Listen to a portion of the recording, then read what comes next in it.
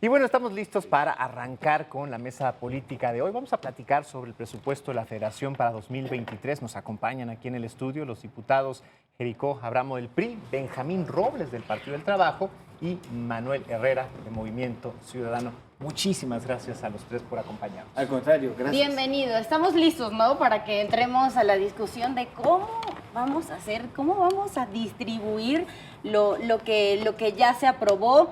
¿Qué van a respaldar ustedes? ¿Qué van a respaldar de este lado también? No sé quién se quiere arrancar. Bueno, pues te agradezco mucho el espacio. Al contrario, y ustedes. muchísimas gracias de estar aquí en AN40, a mi amigo Benjamín Robles y a Manuel, a Alejandro, a Valentina y al público en general. Vendrá un presupuesto que no nos dice mucho, es un presupuesto inercial, con un comportamiento muy parecido al que se ha dado en los últimos 4 años.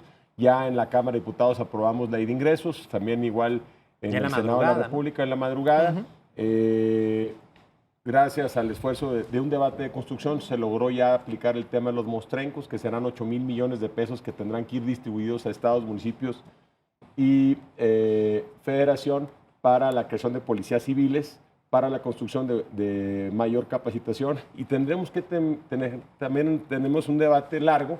Recordemos que el bloque opositor no tiene mayoría en los votos que se requieren para modificar el presupuesto planteado por el Ejecutivo. Vamos a dar el debate, vamos a llevar propuestas con seriedad, sin adjetivos, buscando el cómo sí más que el cómo no, pero dejando claro que no vemos de alguna forma un presupuesto que vaya ad hoc a lo que nos demanda el país. Tenemos un crecimiento económico en el 2022 que fue el 4,1% aprobado y el estimado de cierre va a ser de 2,2%, con una inflación del 8,7%. Entonces, bueno, vienen temas que hay que revisar con transparencia, equilibrio y congruencia. El grupo cercano al gobierno federal, a la 4T, ¿qué piensa defender del presupuesto? ¿Qué vale la pena defender del presupuesto? Y bueno, como dice el diputado Jericó, pues ya prácticamente ustedes sienten que lo tienen en la bolsa, que ya no hay mucho por discutir. Sí, bueno, en principio agradecer la oportunidad Al contrario. a Alejandro, Valentina y también reconocer que me da mucho gusto estar en esta mesa con Jericó y con Manuel. A diferencia de lo que plantea Jericó, para mí dice mucho este paquete económico en lo que tiene que ver con el presupuesto de egresos.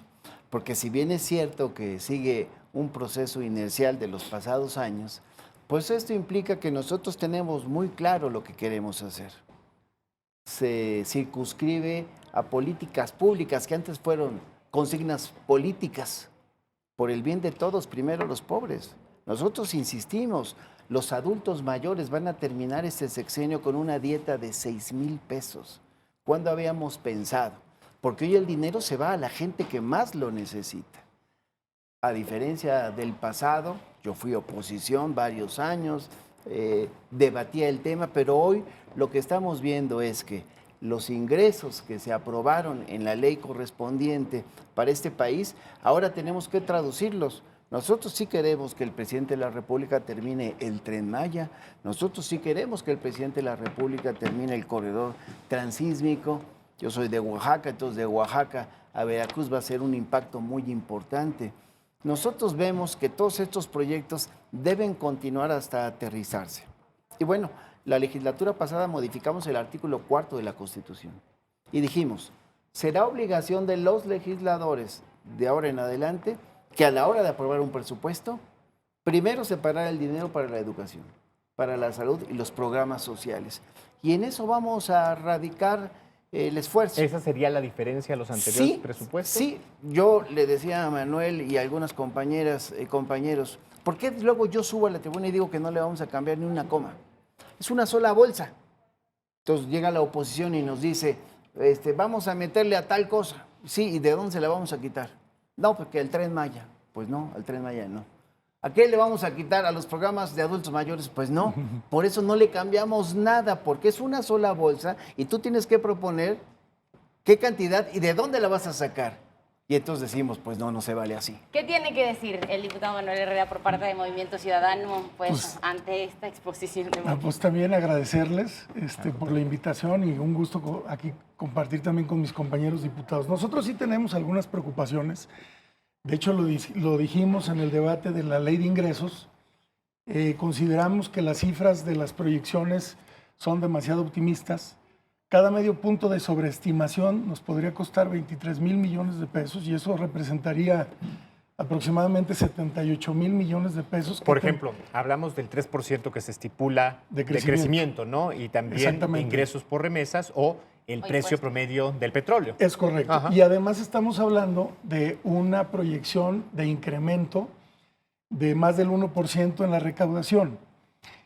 Estos datos a nosotros nos preocupan porque, como dijo aquí Jericó el año pasado, pues nos decíamos nosotros, no encontramos elementos que nos puedan permitir pensar que el país va a crecer el 4%. Hoy, si logramos superar el 2% de crecimiento, pues sería demasiado a como se está viendo que vamos a cerrar el año, ¿no? Entonces, eso nos preocupa porque tendría que haber reasignaciones presupuestales o más bien modificaciones, recortes presupuestales. Y otra cosa que nos preocupa es que en el presupuesto de egresos, pues prácticamente se incrementa la deuda del gobierno federal. Y en un escenario económico que pueda resultar más adverso, pues tendríamos que entonces incrementar los costos financieros y volver a hacer recortes. Hoy, la inversión en nuestro país para educación, para salud siguen siendo insuficientes y también vemos un incremento muy importante en lo que tiene que ver con las Fuerzas Armadas, en el presupuesto que va destinado a las Fuerzas Armadas. Nosotros, a diferencia de lo que opina mi compañero Benjamín, pues no estamos de acuerdo en invertir tantos recursos para obras como la refinería de Dos Bocas, como el Tren Maya, cuando hay necesidades urgentes en nuestro país como es la reactivación económica, que prácticamente no hay recursos etiquetados para programas de fomento al desarrollo de emprendedores, al desarrollo de las micro, de las pequeñas y medianas empresas, y estamos en un escenario donde económicamente hemos visto no ha logrado el país retomar el rumbo del crecimiento. En el 2019, sin pandemia, el país creció solamente al 0.01%, es decir, prácticamente no crecimos. Con pandemia, la caída fue el 8.5%. Hoy vamos a crecer en el 2022 el 2%. Para el año que entra tendríamos que hablar de un crecimiento mucho mayor. Sin embargo, no se está planteando una verdadera política. Porque habría que recuperar primero y además pues también adecuarse al crecimiento poblacional y exacto, demás, ¿no? Porque no estamos hablando de un crecimiento real. Ajá. Seguimos en un escenario de recuperación, donde volver a como estábamos antes de la pandemia no sería todavía suficiente. No se alcanza. Diputado Jericó, hablaba ahorita, por ejemplo, el diputado Manuel de pues la reactivación económica, no el dinero que tendría que ser. Pero hay preocupación, por ejemplo, ayer mismo en la Cámara de Diputados se discutía el dinero que podría necesitarse para atender los feminicidios. De hecho, fue de las razones que llevó a ustedes a votar en abstención, ¿no?, a la ley de cambios al Código Penal. ¿Qué otros rubros se preocupan que no estén recibiendo, según ustedes, las cantidades de dinero necesarias para los problemas? El estimado de crecimiento para el año 2022 fue del 4.1%, no llega al 2% para 2022. Se está planteando, esto va hacia tu pregunta, que el 2023 se va a crecer a un 3%. Ya los organismos internacionales y nacionales, los expertos en materia de finanzas públicas, dicen que México no va a crecer a 1.2% en el 2023. Espero se equivoquen. Ojalá crezcamos más, porque nosotros le apostamos a que el país le vaya bien.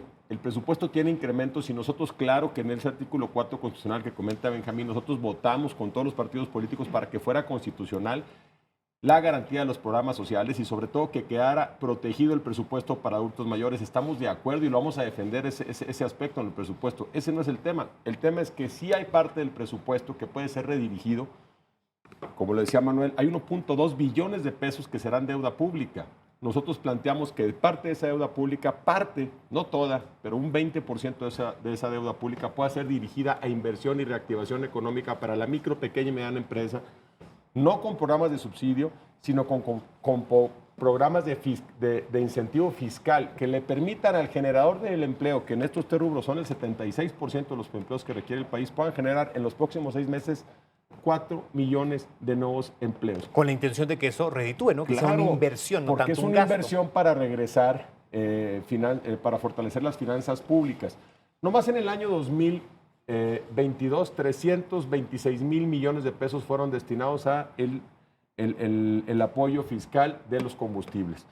Qué bueno, porque ayuda a contener la La inflación. inflación. Sí, pero también descobijó, porque una parte de ese subsidio pudo haber sido utilizado para el mantenimiento de carreteras alimentadoras rurales y caminos de comunicación económica. Esto hubiera permitido que tuviéramos una infraestructura en el país mucho más eficiente. Nosotros queremos que le vaya bien al presidente de la República, que le vaya bien a los gobernadores y a todos los alcaldes del país para que le pueda ir bien a México. Yo no entiendo a ningún partido político que le apuesta que le vaya bien a un gobierno. Nosotros queremos que le vaya bien al gobierno, pero también el gobierno tiene que ser atento y escuchar las peticiones de los estados y de los municipios, donde sí hay un incremento un poquito arriba de la inflación en participaciones, pero en infraestructura se les deja sin ningún recurso adicional para que puedan meter obras que les permitan el fortalecimiento de la infraestructura social municipal, disminución de marginación social y de pobreza y sobre todo tener un nivel de competitividad mayor para poder generar más empleos. México requiere empleos, México requiere crecimiento estable y requiere mayor inversión en salud. Sí hay un incremento en salud, pero se le está dejando 60% menos de presupuesto a la compra de vacunas cuando vamos saliendo de una pandemia y tienes que tener a tu población protegida. Cosas como esas queremos que sean las que se modifiquen y con esto cierro mi parte.